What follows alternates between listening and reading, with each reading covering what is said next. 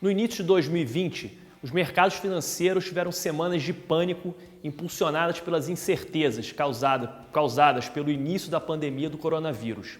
E para piorar a situação, uma disputa política entre alguns membros da OPEP derrubou o preço do petróleo pelo mundo, causando ainda mais perdas nas bolsas de valores de todo o planeta e gerando ainda mais incerteza sobre os impactos da Covid-19 na economia global. Mas afinal, o que é a OPEP? Quem são seus membros e qual a importância deles para a economia mundial? Eu sou Pedro Rodrigues e nesse vídeo eu vou te explicar tudo sobre isso. Seja bem-vindo ao Manual do Brasil.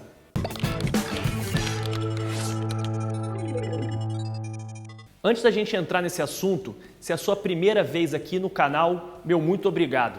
Não deixe de conferir nossos outros vídeos por aqui e não esquece de se inscrever e aperta esse sininho aqui embaixo para você receber as notificações sempre que sair um novo vídeo. Isso é muito importante para a gente fazer o nosso canal crescer cada vez mais. Para entender tudo o que aconteceu no último mês com o preço do petróleo, você precisa primeiro de um pouco de contexto histórico. Mas não se preocupa que eu vou te explicar tudo bem rapidinho. A OPEP é o acrônimo de Organização dos Países Exportadores de Petróleo. Essa organização foi criada em 1960 por meio de um acordo chamado Acordo de Bagdá, que reunia os maiores exportadores de petróleo da época, entre eles o Irã, o Iraque, o Kuwait, a Arábia Saudita e a Venezuela.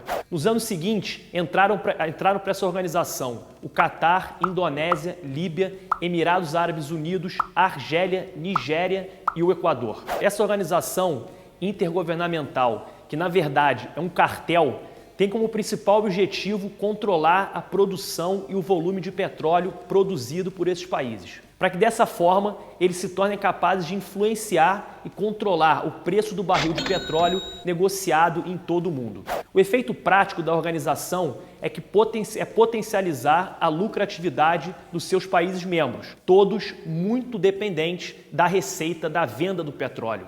É claro que tamanho poder tornou a OPEP um importante player dentro da geopolítica global, fazendo valer suas demandas no jogo mundial pela venda desse ouro negro. Para impor os cortes de produção, a OPEP usa da sua importância como principal ofertante de petróleo no mundo para controlar o preço do barril. E foi exatamente isso que aconteceu em 1973, quando a OPEP decidiu aumentar deliberadamente o preço do produto, cortando a produção de petróleo em resposta à ação militar contra o Iraque. E esse desabastecimento repentino de petróleo ficou conhecido como o primeiro choque do petróleo. Fato similar aconteceu em 1990, quando as tropas iraquianas invadiram o Kuwait, um dos maiores países produtores desse combustível fóssil. Nessa crise, o valor do petróleo subiu de 17 dólares para 36 dólares e foi uma das responsáveis pela crise econômica mundial que se instalou no início dos anos 90. O temor e a incerteza causados pelo coronavírus, somados a uma guerra de preço do barril do petróleo,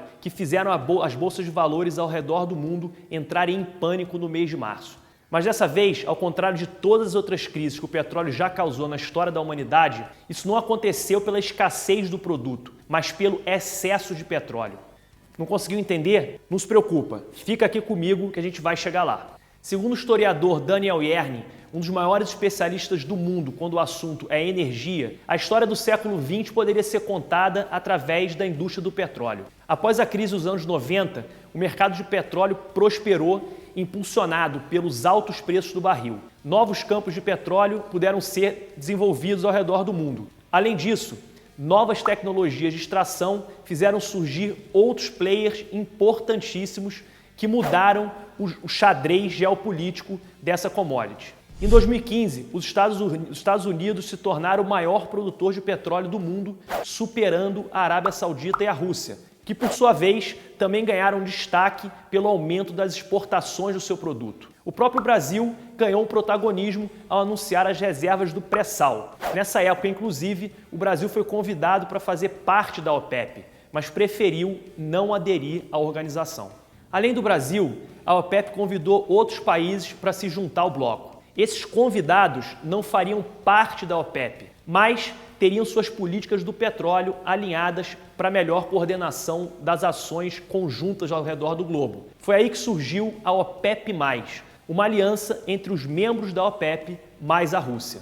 Vale a gente lembrar que hoje os Estados Unidos são os maiores produtores de petróleo do mundo. Acontece que esse aumento da produção americana e de outros países, dentre eles o Brasil, diminuíram muito a importância da OPEP no cenário mundial dos maiores produtores de petróleo.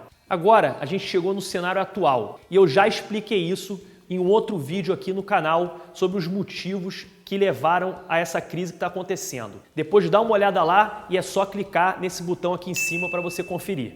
Mas de forma muito simplificada, uma disputa política entre a Arábia Saudita e a Rússia provocaram um aumento da oferta mundial de petróleo num momento onde a demanda mundial pelo produto estava em forte queda em razão dos isolamentos sociais causados pelo coronavírus.